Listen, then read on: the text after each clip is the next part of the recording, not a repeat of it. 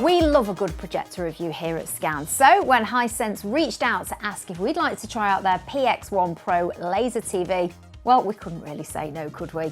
Hisense says that this should be the best we have ever tested, but of course, we'll be the judge of that one, so let's find out more. Now, as I said, this is the Hisense PX1 PRO laser TV. It's designed to be able to offer a huge 90 to 130 inch screen in your living room without all of the normal setup challenges that you find with a traditional projector. You simply place the PX1 PRO on your TV cabinet just a few inches away from a flat wall, more on that bit later, and bang, you're good to go in the same sort of time that it'd take you to set up a traditional TV, just way bigger. Now at this point you might be saying, Nikki, this isn't the first time we've seen this. You tested the Optimus Cinemax P2 not long ago, so what makes this different? Well, that is a very good question, so let's get into it. Traditional DLP projectors use a single light source that's then passed through a colour wheel to show us our picture.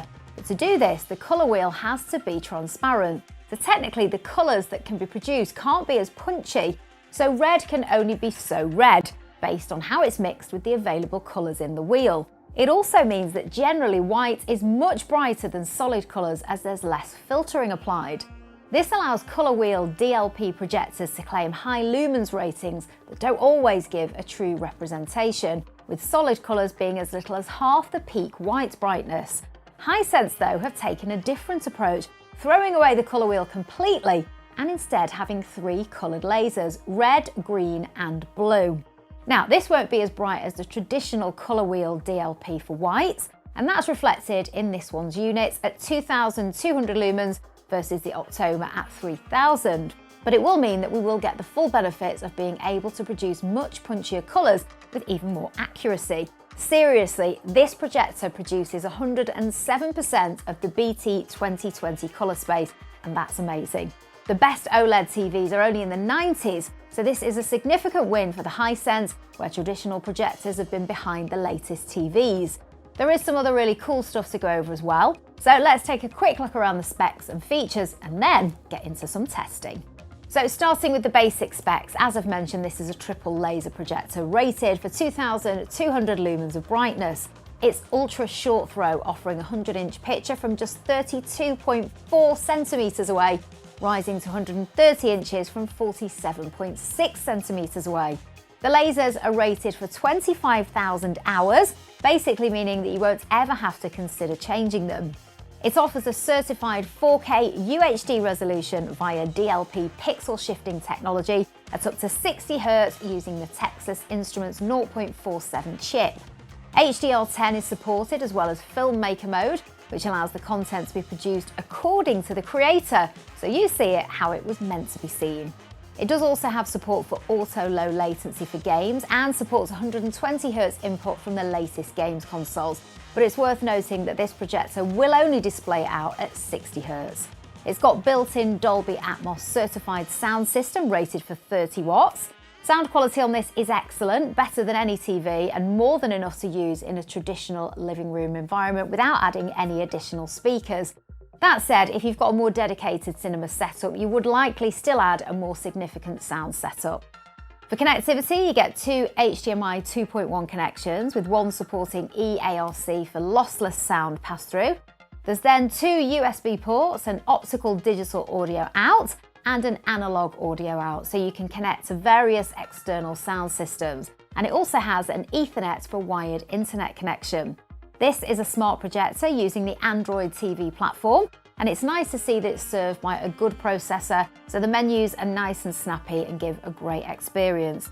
The only app exception is Netflix, which is a bit of a shame. You will need to add an external device for that, but everything else is available directly on the projector itself and it works flawlessly. It's also nice to see that all of the projector settings are built into Android TV too, meaning that you aren't messing with different option menus for setup. It feels really seamless, and lastly, the remote is a nice size, as you can see here. It offers all the settings and shortcuts that you'd want without getting too complicated, including Google Voice Control. So let's see how this projector performs. We're going to compare it to our previously tested Optoma Cinemax P2, which is a colour wheel based DLP model with a white laser light source. We've then got them both set up on an ALR, which stands for Ambient Light Rejection Screen, which is the best way to use these ultra short throw projectors, as it guarantees an ultra flat surface and actively blocks out light coming from above through like a light ceiling or maybe a window. We did try the Hisense and Optoma on a flat plastered wall here at Scan HQ, but we did find that it wasn't quite as flat as we thought it was, and due to the fact that these projectors are so close to the wall and project on a tight angle, even the smallest deviations in the surface can be seen. There is good news though, as both of these models offer a good selection of geometric setup options to correct and calibrate to your surface, which makes it simple to get set up. But for the best results, having a fixed screen like our ALR is definitely the way to go, as it will offer a better picture than a normal wall. The Optoma projector does have its own smart functions, but they're much more limited than the Hisense. So we also have an Nvidia Shield TV to hand running on the same Android TV OS for comparison purposes between the two. So now for the testing and taking a look at some side-by-sides which have been captured using each projector's default settings on our 0.8 gain Grand View ALR screen. Where possible, we've used the same settings on the camera, except where we had an issue with the image getting blown out due to the different peak lumens. In these cases, we did adjust the camera settings to give the best possible visual based on what we were seeing for each. It is worth noting here that it would be possible to change the picture settings for either of these projectors, or even professionally calibrate them and get different results that may be a bit closer. This is an out-of-the-box test. Technically though, the Hisense will always have an advantage owing to its 3 RGB lasers versus the Optoma's single white one. As you can probably see here, the Hisense PX1 PRO shows much stronger performance across the board, but we do see a difference in the reds particularly. This comes across to the eye as much punchier colours rather than an obvious red tinge. This image of the frog demonstrates this well, where you can see the punchy orange on its belly, but at the same time the much stronger green in the background. Also for scenes with light and dark like this, you can see where the Hisense pulls out more detail in the dark skin, but at the same time offers brighter lighting at the top, with the glint in the eye truly standing out more. Both of these projectors support some sort of motion smoothing technology for those that prefer to use it. Unfortunately though, it's not something that we can capture on the camera, but for us the Hisense definitely performed better to the eye. It did suffer from a bit of soap opera effect in the highest settings though, so for us the medium setting was the best one. Moving on to some gaming now. Now this isn't something that either of these are truly suited to, with the Hisense offering approximately 30 to 40 milliseconds of input lag and the Optoma slightly more at 50 to 60 milliseconds. But overall the experience on both of these is really good for single player games like Red Dead Redemption or even Cyberpunk 2077. We wouldn't recommend either of these for something like CSGO or other competitive esports games. We're also pretty sure that nobody taking those games seriously will be playing this way anyway. As for the look and feel, we see the same differences as we do with traditional video overall, with the Hisense managing to have much more punch and certainly dealing with HDR better with its wider colour gamut. Again, you can see the stronger red performance of the Hisense in Red Dead Redemption more than anything in these shots here. But to the eye, it looks more natural and more lifelike.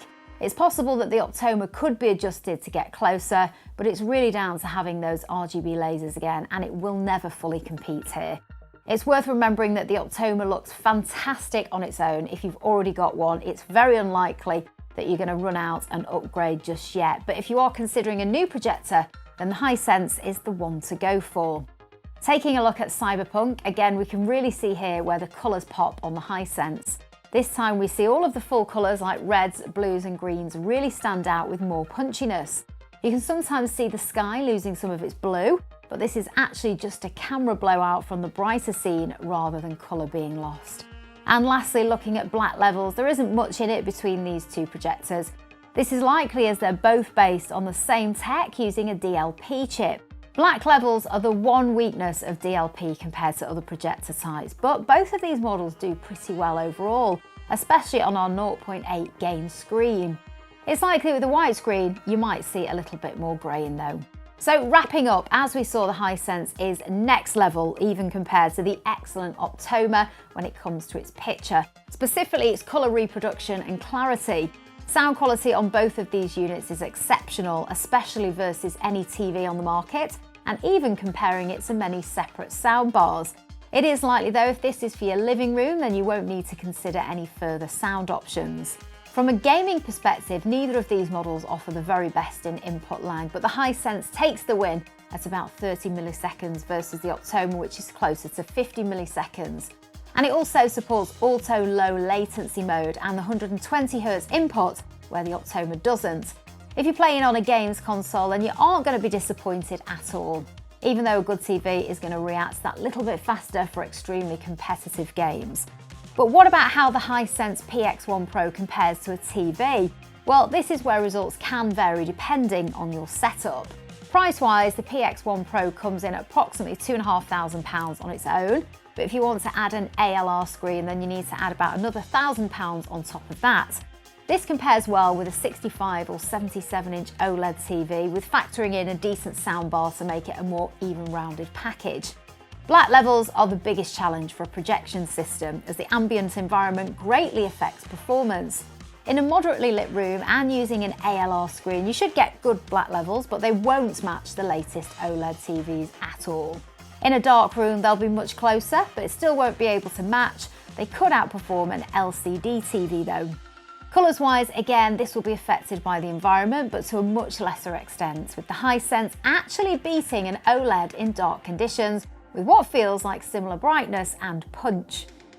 The big advantage for the projector is screen size though, and this really adds to immersion. There's simply no comparison when going from a 60-inch TV to a 130-inch projector screen. That's over 4 times the screen space, and it really draws you in, letting you see details that you just couldn't unless you were much closer on the TV. And it's the reason you'd go to the cinema to watch the latest blockbuster film instead of watching at home. Except with this, you could actually watch at home and it would look better than the average cinema, with far better colours and motion handling. We definitely have to agree with Hisense here on their claims that this projector is a generational leap in performance, and it's easily the best we've tested to date. The last question is, which do you go for, TV or laser TV? Well, hopefully we've helped you with that decision a little, but it's going to depend on your personal setup and preferences. So do let us know what you think in the comments. And of course, if you want one of these, you can pick up the Hisense PX1 PRO at the Scan website, or check out the link in the description to see more details.